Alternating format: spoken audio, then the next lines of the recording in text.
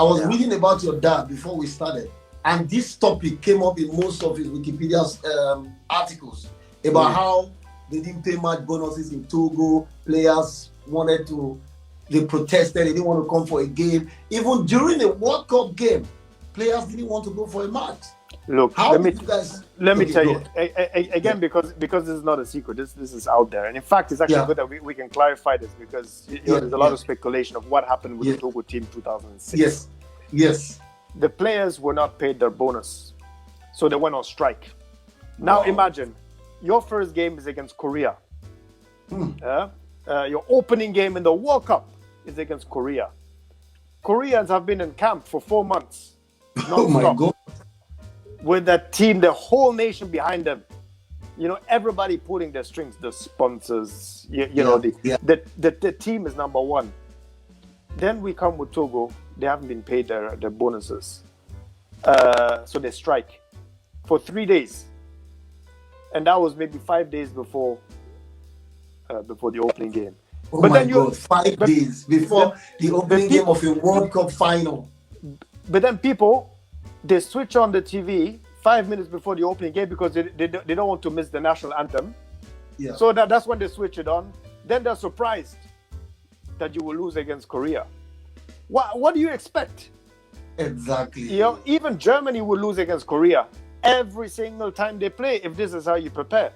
I mean, let's get real. And in fact, what happens? Let me tell you, and because of the skills of individual players like Adebayor and Kader at that time. The guy that scored the first goal. Kader, we were leading 1-0 at halftime. Can you believe that? Yeah. Against Korea. With all that shit. We were still leading and we're dominating these guys. And then comes the second half, and of course, after the 70th minute, performance dropped because they were lacking those last 3-4 days of practice. They came, 4 days without practicing to such a game. Of course, at that level, every minute makes a difference, my brother. Yeah. So we lose 2-1. We were better than these guys. So under normal conditions, we would have beaten these guys 2-0. Then next game against Switzerland, we lose 2-0. If you watch the game, they score 1-0. Okay, we have chance after chance. They foul Adebayor in the penalty box. We don't even get the penalty, but that's okay. Yeah. But then again, second part of the second half, we drop. Then the last game against France, same thing, 0-0 until about the 70th minute. With the France that went to the final.